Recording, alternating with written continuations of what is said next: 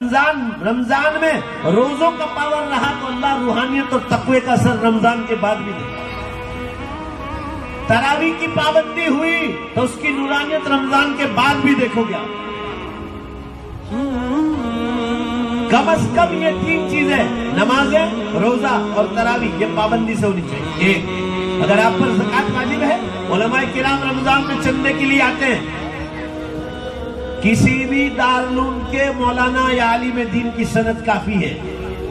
احمد آباد والوں کا ہی سرٹیفکیٹ چاہیے، یہ بالکل غلط ہے. چاہے کوئی ناراض ہو جائے،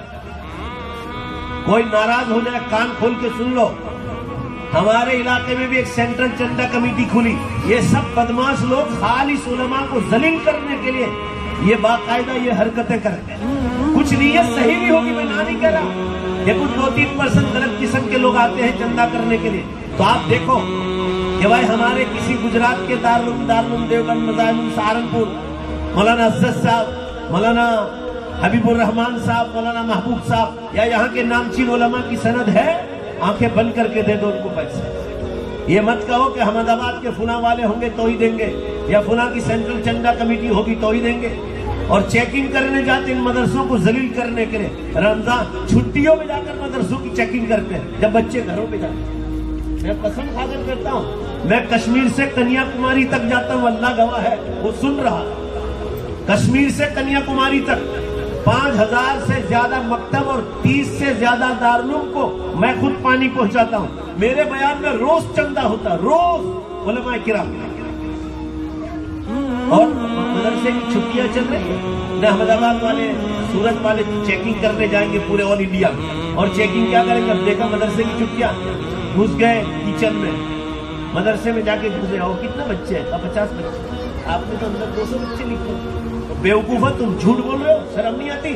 تم بقرعید کی چھٹیوں میں چیکنگ کرنے جاتے ہو جب بچے اپنے گھروں چلے جاتے ہیں. جو غریب بچے 50 جو گھر پر جن کے کھانے پینے کا ٹھکانے وہ مدرسے میں رہتے ہیں.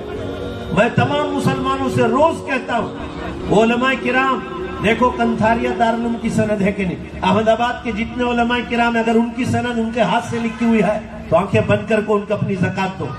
پہلے اپنے سگے رشتہ داروں کو دو، پھر مدارس کو دو، مدارس کو للہ بھی دو. میں اللہ کی قسم کھا کر کہتا ہوں، میں علماء کا اتنا اکرام کرتا ہوں.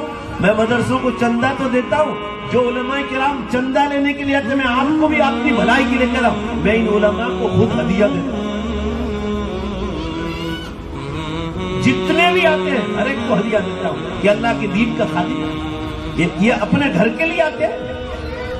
یہ مدرسے میں یہ مولویوں کے بچے پڑھ رہے ہیں، یہ علماء کے بچے، یہ ہماری قوم کے بچے.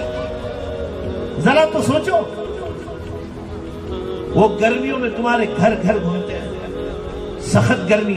ابھی میں 4 دن پہلے جھارکھنڈ سے آیا. وہاں گرمی کم ہے، گجرات میں گرمی 42-43 چل، وہاں 39. دلی میں بھی کل پرسوں اترا 39 تھی. اور وہ یہاں گرمیوں میں آپ کے گھروں میں چکر مارتے ہیں اور لوگ اس کو ستانے کی بات کرتے ہیں.